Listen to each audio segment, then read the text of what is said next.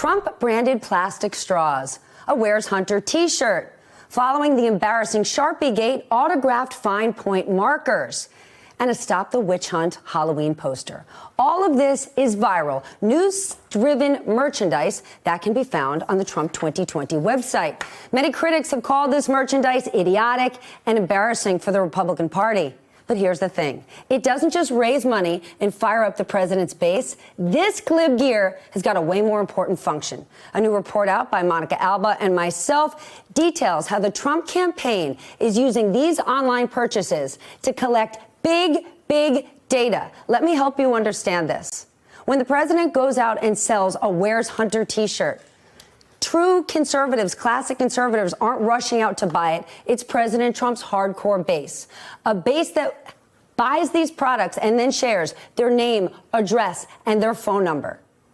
The president's re-election campaign can use this data and cross-reference it with Facebook data so they can then learn not just who this hardcore base is, but who their friends, family, and community they have. This is all important commercial data, massively valuable, massively expensive, and they're getting it for free. I want to bring in two important people on this subject. Sarah Fisher, media reporter at Axios, and Congressman Israel back with me. Sarah, digital strategy and data collection is something that the Trump campaign dominated in 2016.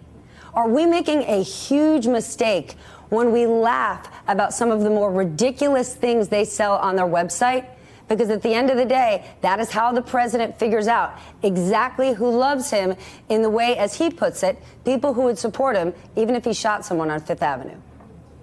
I think that's exactly right. I would not laugh off these efforts. At the end of the day, it's the more gimmicky the product that is probably more effective. People are following Trump, especially, as you noted, his very adamant base, and they want to just get on board with whatever the latest craze or saying is that he gives off at a speech or a rally. So the crazier it is, even if it's a Sharpie pen that was used to draw on a fake boundary on a map, the more likely it probably is to sell. And as you note in that piece with Monica Alba, that merchandise is not just going to be able to bring in money for the Trump campaign, although, of course, it does that, but it gives you valuable data, credit card data, data about your address, your friends that can then be linked to Facebook, as you mentioned, that the campaign will use over and over again until the end of the election cycle to target you. Congressman, you raised money for the Democratic Party for years. You know, despite the amount of money Hillary Clinton had, President Trump romped all over her in terms of a digital campaign. Are we seeing that all over again here? Well, look, he did romp all over her in terms of a digital campaign. He also went to Kenosha County, Wisconsin, and he went to Erie County, Luzerne County, Pennsylvania. Okay, then let's go to the president. But let's talk about the digital. That piece just pulled the curtain on the importance of digital strategies in campaign committees and elections. When I chaired the Democratic Congressional Campaign Committee, data was gold. It was like a precious gem and expensive. And we would mine that data as if we were mining for gold. Why? As you said, every little bit of data means more data. So it's, as you said, the home address. It's an email address. It's a phone number, a cell phone number. It's also who you're talking to. It's volunteer recruitment. So you have that data. You can use it for a voter turnout strategy, remind people go out and vote. You can use it for a persuasion strategy. We know that you bought a Trump hat. We also know that you have a Facebook friend. We want you to talk to that Facebook friend and make sure they're going to vote for the president, and you recruit volunteers. And you can sell that data if you want. But this is more, Sarah, than just buying a MAGA hat. According to a source we spoke to on this story, this type of merchandise is sold to people who believe that we are all fake news, who would be happy to take any sort of fake news conspiracy theory and spread it amongst their friends and family. How important is that for the Trump campaign? Because this merchandise is a lot more than a Make America Great Again hat. Totally. It's about driving intent at the same time.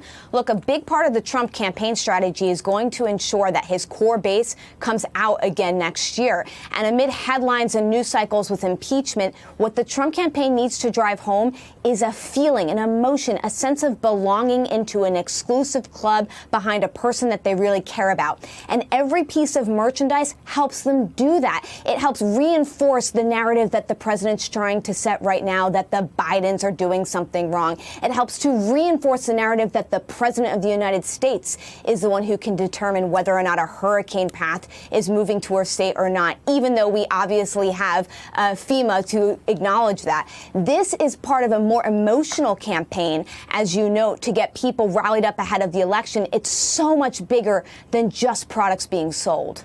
What on earth do Democrats do on the other side, Congressman?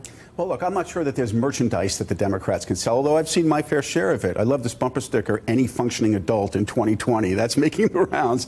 But look, it's clear that the Democrats have to get on game in terms of their digital strategy for persuasion, for turnout.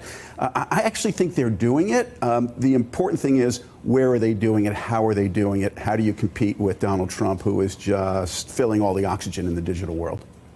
Well, they got a challenge out there. So before you laugh at the next Hocus Pocus T-shirt from the president, realize what it's actually doing for him. Hey there, I'm Chris Hayes from MSNBC. Thanks for watching MSNBC on YouTube. If you want to keep up to date with the videos we're putting out, you can click subscribe just below me or click over on this list to see lots of other great videos.